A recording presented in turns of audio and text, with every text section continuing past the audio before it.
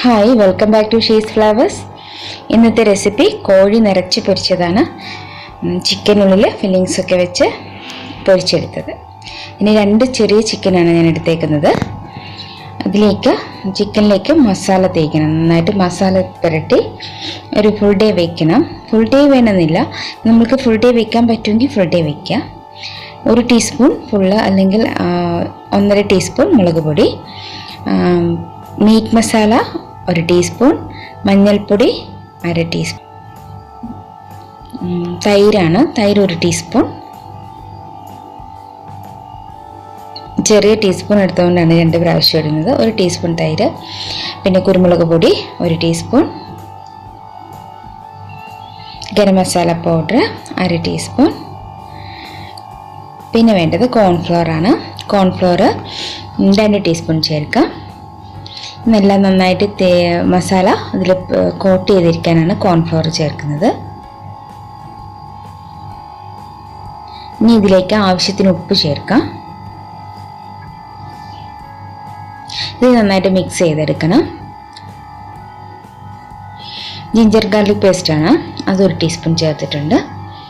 ചെറിയ ചിക്കനാണ്. നമ്മളെപ്പോഴും ഇതിങ്ങനെ ഉണ്ടാക്കുമ്പോൾ ഒത്തിരി വലിയ ചിക്കൻ എടുക്കരുത്, ചെറിയ ചിക്കൻ എടുക്കുക. എന്നിട്ട് നന്നായിട്ട് വരഞ്ഞു കൊടുക്കുക.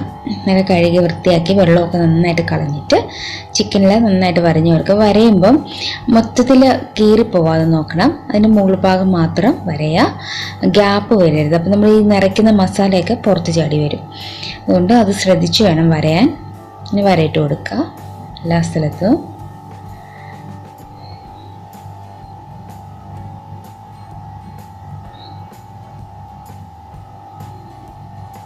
എല്ലാ ഭാഗത്തും വരയിട്ട് കൊടുക്കുക.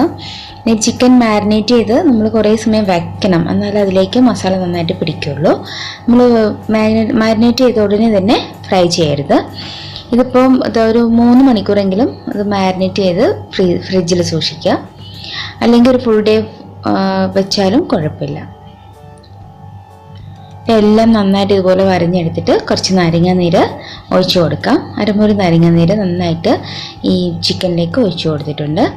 ഇനി ആ മസാലയൊക്കെ നന്നായിട്ട് മിക്സ് ചെയ്തിട്ട് ചിക്കനിൽ നന്നായി പുരട്ടി കൊടുക്കുക. അതിൻ്റെ എല്ലാം നമ്മൾ കീറി കൊടുത്ത ഭാഗങ്ങളിലും ഉള്ളിലും ഒക്കെ നന്നായിട്ട് പുരട്ടി കൊടുക്കുക. മസാല പുരട്ടി ചിക്കൻ ഫ്രിഡ്ജിനകത്ത് വയ്ക്കാം.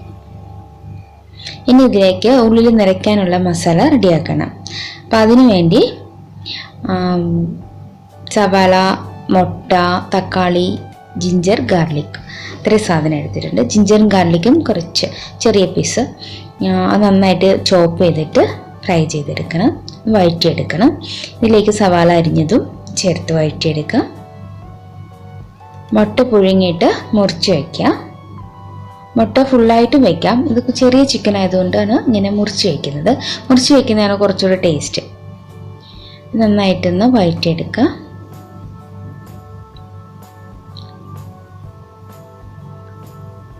ഇതിലേക്ക് നമ്മൾ നേരത്തെ തേക്കാൻ മസാല എടുത്തല്ലോ, ചിക്കനിലേക്ക് തേക്കാൻ, ആ മസാലയുടെ ബാക്കി ഉണ്ടെങ്കിൽ അത് ചേർത്ത് വഴിച്ചാൽ മതി. അധികം മസാലയുടെ ആവശ്യമില്ല.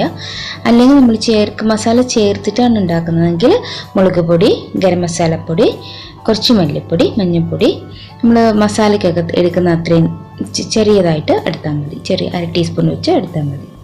ഇതിപ്പോൾ ഈ മസാല ഉള്ളതുകൊണ്ട് ഇത് ചേർത്ത് നന്നായിട്ടൊന്ന് വഴറ്റിയെടുക്കുക. മസാലയുടെ പച്ചമണമൊക്കെ പോകുന്നവരെ നന്നായിട്ട് വഴറ്റിയെടുക്കുക. ഇനി ഇതിലേക്ക് തക്കാളി ചേർക്കാം. ഇതൊരു തക്കാളി, വലിയൊരു തക്കാളി ചോപ്പ് ചെയ്തതാണ്. ഈ തക്കാളി നന്നായിട്ട് വെന്ത് വരണം. ഇത് കുറച്ച് സമയം മൂടി വയ്ക്കാം. തക്കാളി നന്നായിട്ട് വെന്ത് വരും.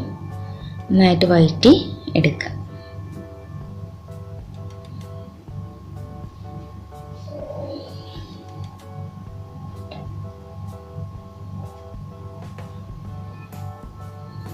ഇതിലേക്ക് ആവശ്യമുള്ള ഉപ്പ് ചേർത്തു. കുറച്ച് പഞ്ചസാര ചേർക്കുക, ഒരു 1/4 ടീസ്പൂൺ, കുറച്ച് ഇതിൻ്റെ ഒരു ടേസ്റ്റ് ബാലൻസ് ചെയ്യാൻ വേണ്ടി. ഉപ്പ്, പുളി, മധുരം അങ്ങനെ എല്ലാം കൂടി. അപ്പം മധുരം കൂടരുത്, ഒരു ചെറുതായിട്ട് കുറച്ച്. അല്ലെങ്കിൽ കുറച്ച് കുരുമുളക് പൊടി ചേർക്കാം, കുറച്ച് ഗരം മസാല പൗഡറും ചേർത്തിട്ടുണ്ട്. ഇനി ഇതിലേക്ക് മുട്ട ചേർത്ത് നന്നായിട്ട് മിക്സ് ചെയ്തെടുക്കുക. മുട്ട പൊട്ടിപ്പോകാതെ ജസ്റ്റ് ഒന്ന് ഇളക്കി എടുത്താൽ മതി, മിക്സ് ചെയ്ത് എടുത്താൽ മതി. അങ്ങനെ മസാല റെഡിയായി. മസാല മാറ്റി വെച്ചിട്ട് നമുക്ക് ചിക്കനിലേക്ക് മസാല നിറയ്ക്കണം. അപ്പോൾ അതിനു വേണ്ടി ചിക്കൻ ഒരു പാത്രത്തിലേക്ക് വെച്ചിട്ട് അതിൻ്റെ ഉൾഭാഗത്തേക്ക് മസാല നിറച്ച് കൊടുക്കണം.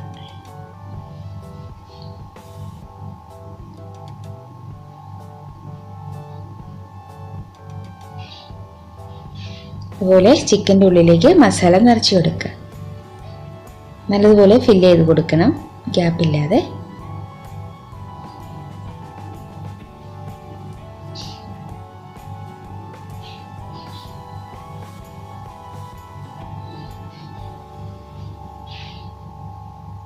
അതിൻ്റെ ഉള്ളിൽ നന്നായിട്ട് നിറച്ചിട്ടുണ്ട്.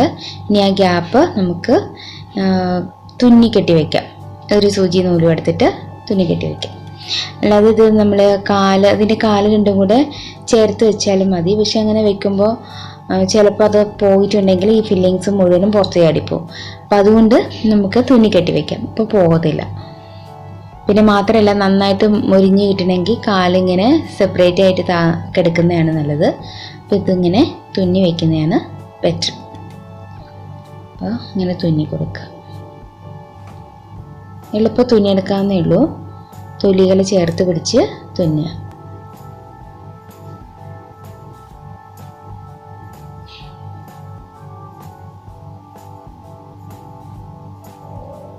നല്ല ടേസ്റ്റി ചിക്കനാണ്. അപ്പോൾ എല്ലാവരും ഇതുപോലെ ട്രൈ ചെയ്ത് നോക്കുക.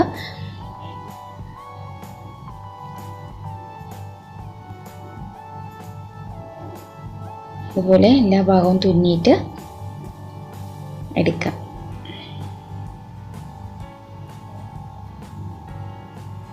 ഇത് വലിയ ഗ്യാപ്പാണെങ്കിലാണ് ഒത്തിരി തുന്നേണ്ടി വരും. ചെറിയ ഗ്യാപ്പാണെങ്കിൽ കുറച്ച് തുന്നിയാൽ മതി.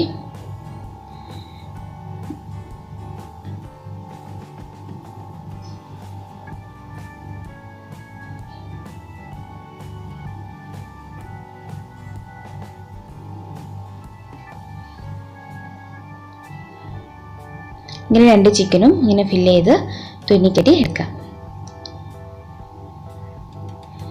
ഇപ്പോൾ കഴിഞ്ഞിട്ടുണ്ട്.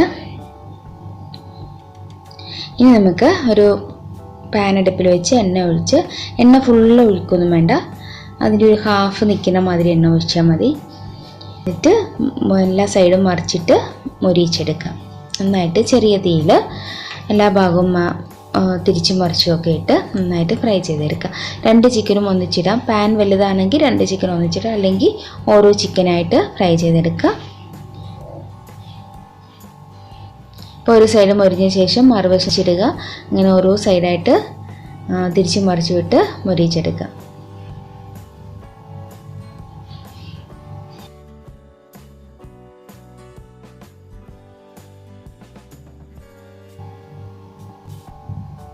ഈ ചിക്കൻ ഇത് ഒന്ന് മൂടി വയ്ക്കാം. ഈ പാത്രം ഇങ്ങനെ മൂടി വയ്ക്കുമ്പോൾ നന്നായിട്ട് അതിൻ്റെ ഉൾഭാഗമൊക്കെ കുക്കായിക്കോളും.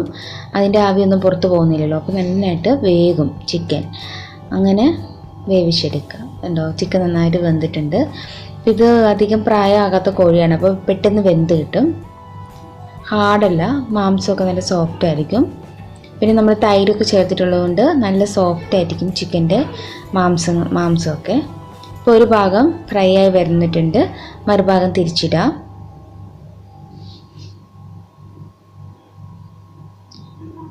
ഇങ്ങനെ തിരിച്ച് മറിച്ചു വിട്ട് മൊരിയിച്ചെടുക്കുക.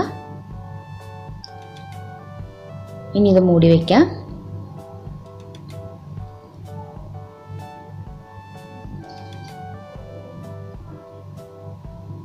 ഇതിൻ്റെ എല്ലാ ഭാഗവും ഓരോ ഭാഗത്തെയും ചിക്കൻ ചരിച്ചിടുക.